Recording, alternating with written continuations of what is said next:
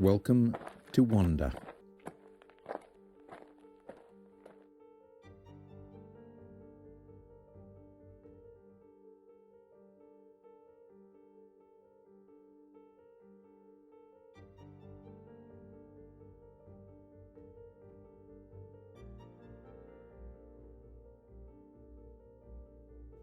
Dear brother, it's already late, but I wanted to write to you again. You aren't here, yet I'm in need of you, and it seems to me as if we aren't far apart sometimes. Today, I made an agreement with myself, which was to regard my illness, or rather what's left of it, as non-existent. Enough time has been lost. The work must be carried on. So, well or not well, I'm going to draw again regularly from morning till evening. I don't want anyone else to be able to say, oh, those are only old drawings. I've drawn a study of the cradle today, with touches of colour in it. I'm also working on a ditto like the meadows I recently sent you. My hands have become rather whiter than I care for, but what can I do about it?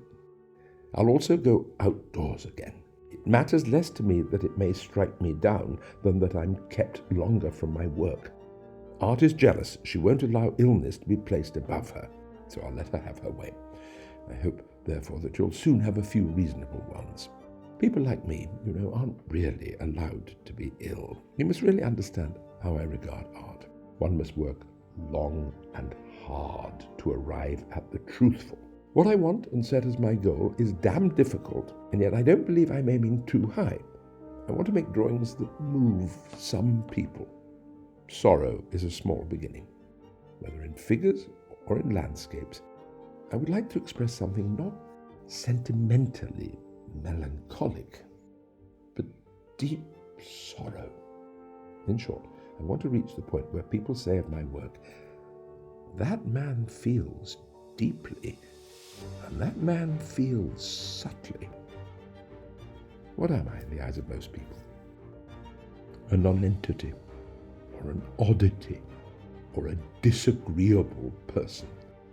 Someone who has and will have no position in society. In short, a little lower than the lowest. Very well.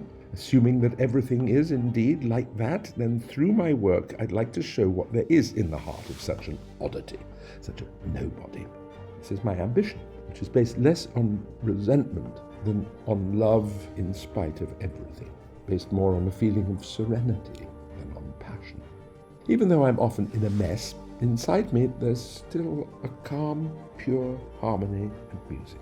In the poorest little house, in the filthiest corner, I see paintings, and my mind turns in that direction as if with an irresistible urge. As time passes, other things are increasingly excluded, and the more they are, the faster my eyes see the picturesque. Art demands persistent work in spite of everything, unceasing observation. I've had very little conversation with painters lately.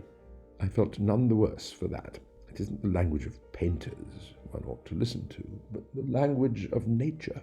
I can now understand, better than 6 months ago or more, why Mauve said, "Don't talk to me about Dupré. Talk to me instead about the side of that ditch," or something like that.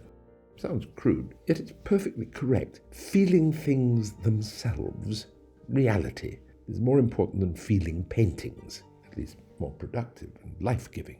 I think it absurd that people want to appear to be something other than they are. Seems to be an unremarkable observation, and yet it's as unfathomably deep as the ocean.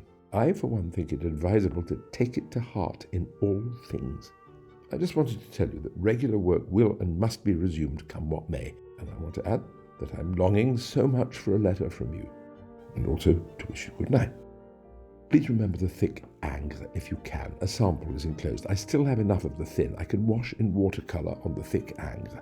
On the sans fin, for example, it always gets muddy, without it being entirely my fault. Adieu. Ever yours, Vincent.